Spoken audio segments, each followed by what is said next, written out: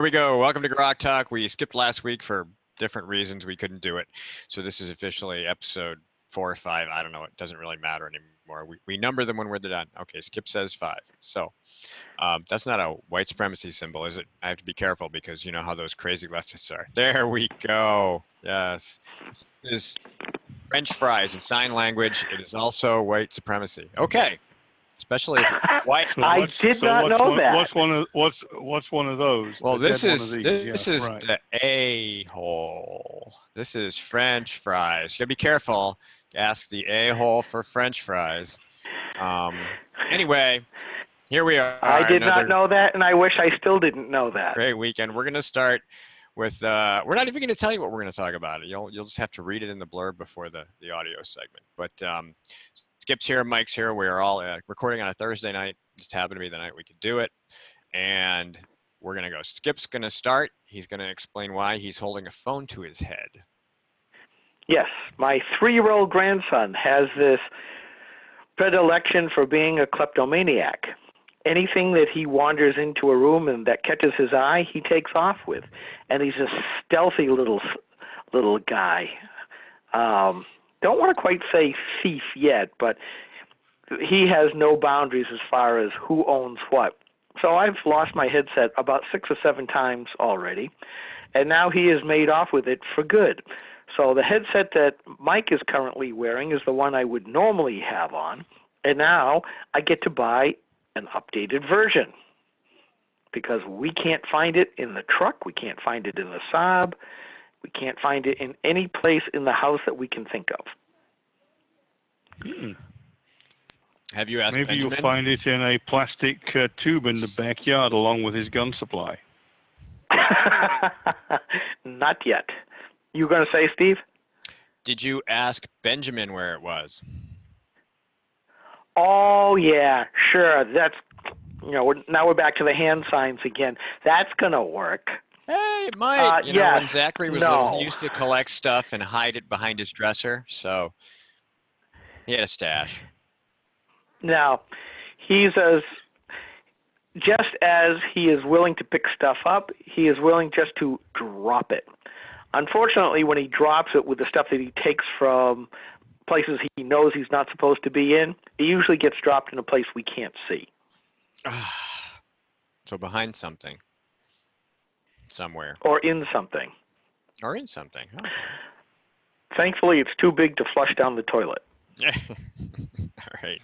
All right. So Skip will be using a handset the entire show. So when his arm gets tired, we expect him to switch. Or get rubber bands. Right. Hey, wait a minute. You can buy one of these things, no rubber bands required. All right, so my first topic was something called Stop Giving Money to Dartmouth. And there's a really good reason for this. So, we search the internet for topics to talk about every single day. That's what we do. And I came across this thing. It's a Dartmouth-led study examining carbon stocks in an actively managed mixed wood forest in New Hampshire, which sounds kind of cool because that's really what trees do. And so they were examining, the size of forest and how much carbon and all these other things. And they published in Forest Ecology and Management to demonstrate the connection between above ground and below ground carbon, which has implications for forest management strategies. Now, when I first went and looked for this, I was thinking it was some kind of shill piece for the biomass folks because they just got their asses handed to them several times. And that's not what it was at all. It was actually what I should have thought it was. Global warming garbage. So the next paragraph says, understanding how much carbon is housed in our forests, including in the soil, is important because forests capture and store carbon. Well, no SHIT, Sherlock, which can help them mitigate climate change by reducing the amount of carbon in the atmosphere. Our readers understand that this is exactly backwards. Okay, that is what trees do. That's exactly how they do it. But, all the science and data says that your theory that we're causing temperature rise and need trees to absorb carbon is wrong, okay?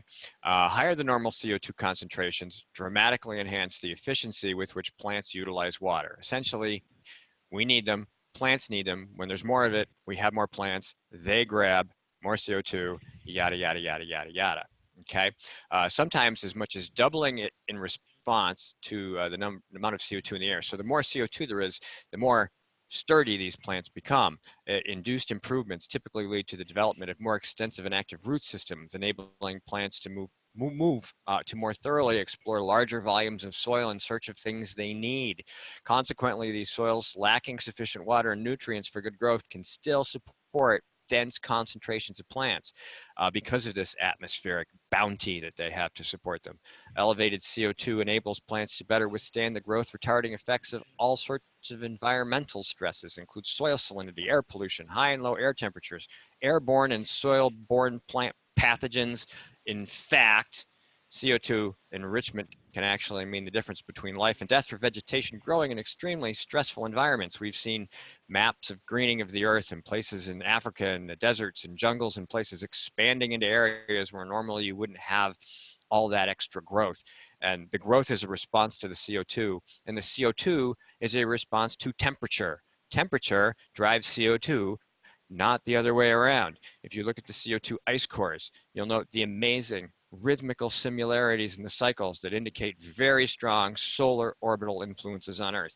You can actually look at the elliptical plane of the Earth and how round or elliptical it is, and you can see temperature correlate directly to it.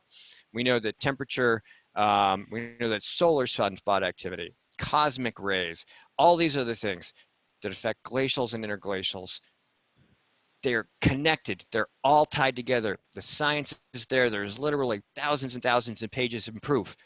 Stop giving money to Dartmouth College. They are lying to people with the money you're giving them about their science. Cut it out. I'm done. Well, I guess you've just told us all. I have. So there. Don't give them. Yeah, that was pretty good. No money. No money. Well, for that. I noticed that you mentioned two of Mike's most favorite words, cosmic and rays. Yeah. But you did forget water vapor. Well, cosmic rays is what causes the increase in water vapor, which is the primary driver of temperature. Right, Mike? Close. Well, the water vapor cycle is a good negative feedback cycle on Earth's climate anyway, as documented by the official Limbaugh climatologist, Dr. Roy Spencer. But the other key thing, as we said, cosmic and rays, nothing to do with Ray Gun in Star Wars, is that the cosmic rays cause condensation nuclei, which turn water vapor into droplets and cloud.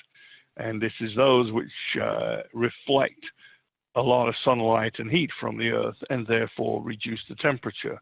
And so less solar activity, less sunspots equals more cosmic rays making it further into the solar system equals more condensation nuclei, more cloud, especially in the troposphere, which happens to be where it does the best job of reflecting heat.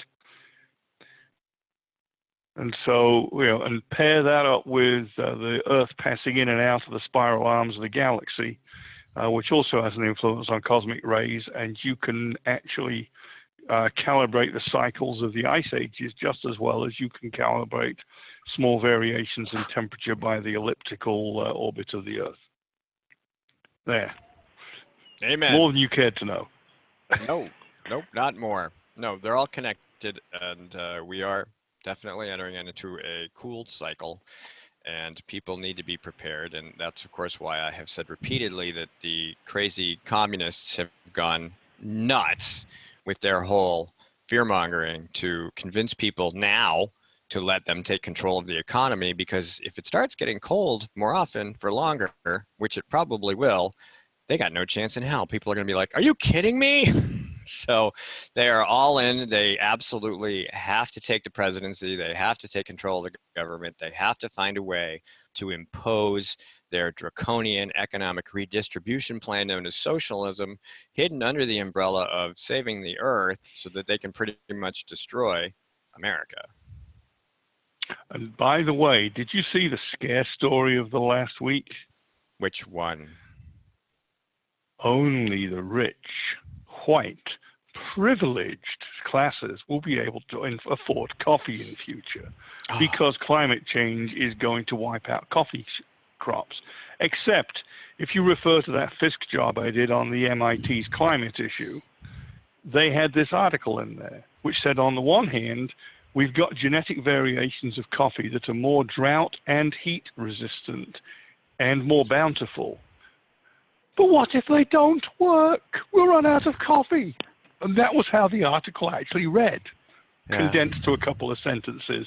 And so now the respectable journals, this may even have been in the Wall Street Journal because I saw it float past as a headline, are saying, you might run out of coffee. It might become too expensive. No.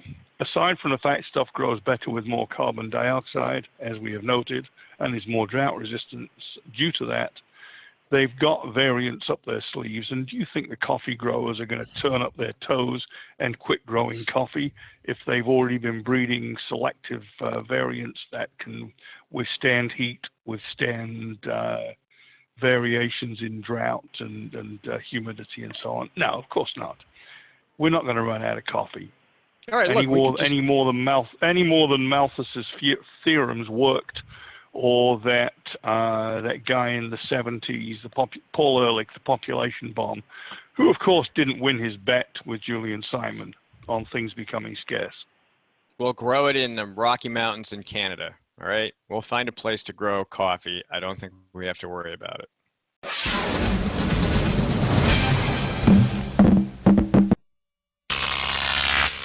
GrokTV.